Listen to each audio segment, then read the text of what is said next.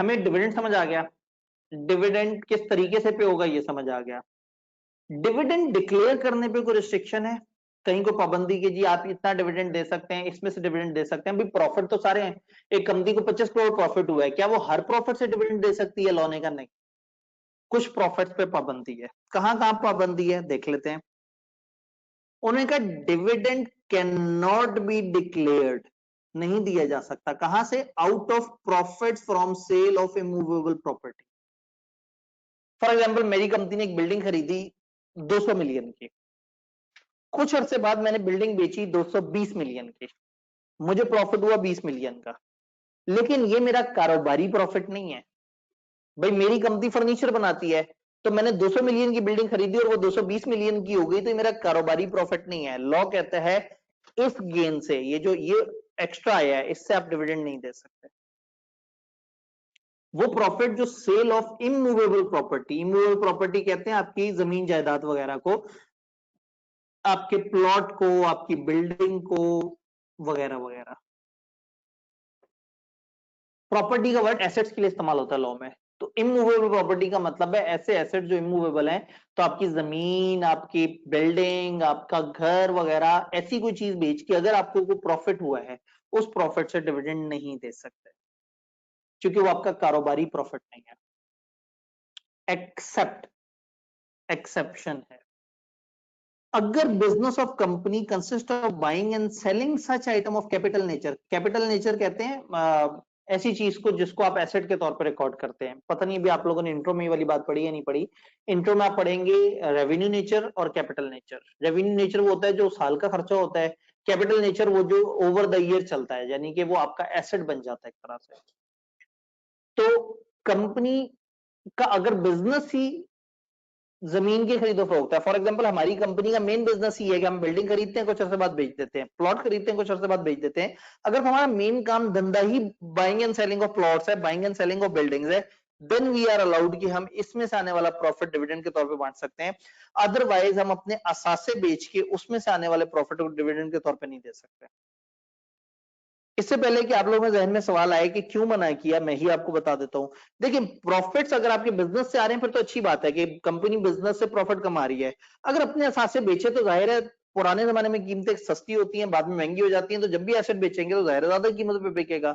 तो बजाय इसके कि कंपनी को पैसा उठा के अपने बिजनेस में दोबारा लगाए, अगर डिविडेंड के तौर पर बांट दिया, फिर पता क्या होगा, डायरेक्टर्स मेंबर्स को खुश रखने के लिए कि ये हमसे राजी रहे, कंपनी के असासे बेच बेच के और इनको डिविडेंड खिलाते रहेंगे।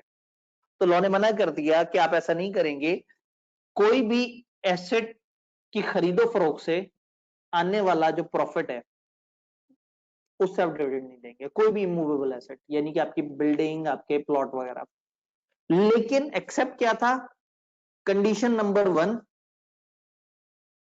कंपनी का business he buying and selling of such asset of इस तरह के कैपिटल नेचर, वो जो एसेट टाइप की नेचर की खरीदो फरोख्त को अगर आपकी कंपनी डील करती है। और नंबर 2, ये इसके साथ में एंड लिखा हुआ है, यहां एक चीज आपने नोट कर लेनी है, मेरा किताब से एक नजरियाती इख्तलाफ है।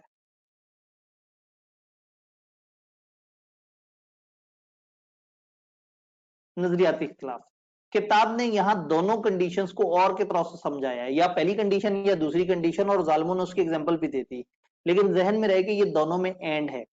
पहली बात, कंपनी का बिजनेस भी बाइंग एंड सेलिंग हो।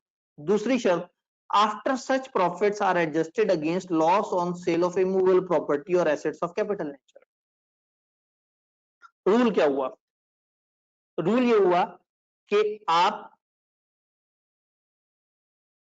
प्रॉफिट या gain on sale of fixed assets,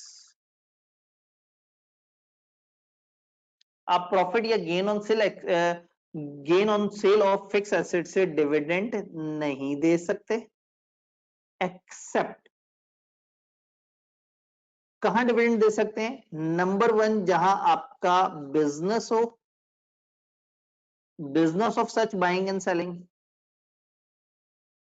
and after adjusting losses. For example मेरी कंपनी का काम ही रियल एस्टेट में डील करना है, हम बिल्डिंग खरीदते हैं बेचते हैं, दूसरी बिल्डिंग खरीदते हैं बेचते हैं, फिर बिल्डिंग खरीदते हैं बेचते हैं, हमारा काम धंधा ये है, हम बिल्डिंगें खरीदते रहते हैं बेचते रहते हैं, खरीदते रहते हैं बेचते रहते हैं। अगर हमारा काम धंधा ही बिल्डिंग की बाइंग एंड सेलिंग है तो देन वी आर अलाउड कि हम ऐसा कर सकते हैं।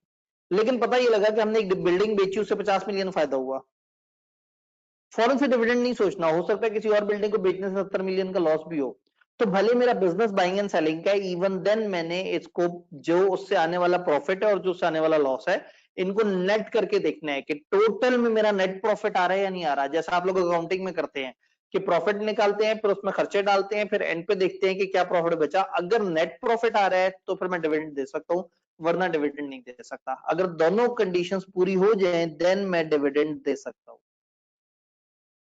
तो हम लोगों ने क्या रूल पढ़ा? इमूवेबल प्रॉपर्टी यानी कि ऐसे एसेट जो मूव नहीं कर सकते, इसको फिक्स एसेट भी कहते हैं अकाउंटिंग की जबान में, नॉन करंट एसेट भी कहते हैं अक्सर। इसके अंदर आपका बिल्डिंग, आपका फ्लैट, हाउस, लैंड, मतलब लैंड और बिल्डिंग से रिलेटेड चीजें इसमें आ जाती हैं। तो लॉ ने ये कहा है कि आप इनको बेच के इनसे डिविडेंड नहीं हासिल कर सकते, इससे आने वाले प्रॉफिट से डिविडेंड नहीं दे सकते, लेकिन वो कंपनी जिसका बिजनेस ही ऐसी बाइंग एंड सेलिंग है वो डिविडेंड दे सकती है। देन वो कंपनी भी डिविडेंड देते हुए ये अंदाजा लगाया कि उसने जो 4-5 एसेट साल में बेचे हैं उसमें से कितनों पे प्रॉफिट हुआ, कितनों पे लॉस हुआ। प्रॉफिट और लॉस को साथ रख के देखें, अगर एंड पे आप प्रॉफिट में हैं सारा कुछ एडजस्ट करके, तो आप डिविडेंड दे सकते हैं, वरना आप डिविडेंड नहीं दे सकते। तो ये है restriction on declaration of dividend का पॉइंट।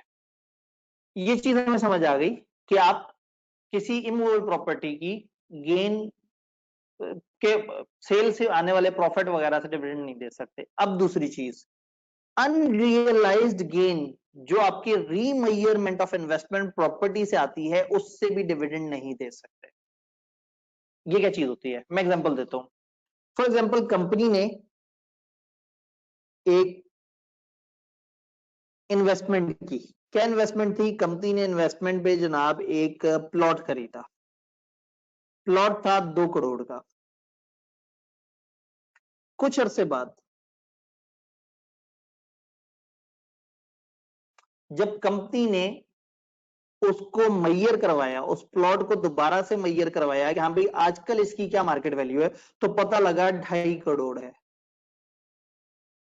कंपनी ने बड़े फखर से बता दिया कि मुझे तो 50 लाख का गेन हो गया।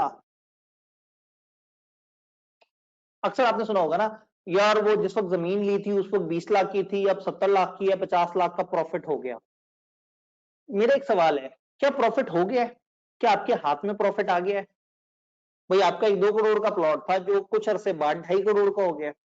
ये 2.5 करोड़ का हो गया है, ये अभी नजर आ रहा है, नजर आ रहा है, नजर आ रहा है, मिला नहीं है। ये आपको अभी सिर्फ दिख रहा है, ये मिला नहीं है, ये हमारे हाथ में नहीं आया ये प्रॉफिट। हो सकता है 2 महीने बाद दोबारा मैयर करें तो ये 1.25 करोड़ का हो जाए। तो लॉ ने ये कहा कि देखो, अगर इस किस्म का आपको अनरियलाइज्ड गेन मिला, ऐसा गेन जो रियलाइज नहीं हुआ, जो अभी आपके हाथ में नहीं आया, खबरदार उसमें से डिविडेंड नहीं देना, क्योंकि वो हवाई चीज है, अभी हाथ में नहीं आई है। मैं दोबारा अंग्रेजी बताता हूं। Dividend can not be declared from unrealised gain arising out of remeasurement of investment property. आपकी कोई इन्वेस्टमेंट थी, जैसे लोग इन्वेस्टमेंट के तौर पर प्लॉट वगैरह खरीद के रख लेते हैं, आपकी कोई इन्वेस्टमेंट में प्लॉट वगैरह था, अब कोई प्रॉपर्टी थी, आपने उसको दोबारा से मैयर किया, दोबारा से मैयर होने पे उसकी प्राइस ज्यादा हो गई, आपको लगा आपको गेन आ गया। ये गेन है, इस तरह के गेन को हम कहते हैं अनरियलाइज्ड गेन, जो भी मिला नहीं है वो गेन। इस अनरियलाइज्ड गेन से डिविडेंड नहीं दिया जा सकता, आप इसमें से डिविडेंड नहीं दे सकते। ये वो डिविडेंड है जो कि रीमेजरमेंट से आया और ये डायरेक्टली इनकम स्टेटमेंट में क्रेडिट हो जाता है। लो जी, अब हमारे पास इतना बेनिफिट हो गया। आप अपने एसेट्स की वर्थ तो बढ़ा लेते हैं, इंट्रो में आप आगे जाके स्टेटमेंट ऑफ कंप्रीहेंसिव इनकम में पढ़ेंगे कि इस तरह की चीज वहां पे डाली जाती है, कब कैसे डाली जाती है वो अकाउंटिंग के टीचर के जिम्मे है, भाई मेरे जिम्मे नहीं है। 2 चीजों से डिविडेंड नहीं देना, gain on sale of fixed asset, ऊपर वाला पॉइंट, दूसरा अनरियलाइज्ड जो गेन है उसमें से आपने डिविडेंड नहीं देना। ये दो चीजों का आपने ख्याल रखना है, इनसे डिविडेंड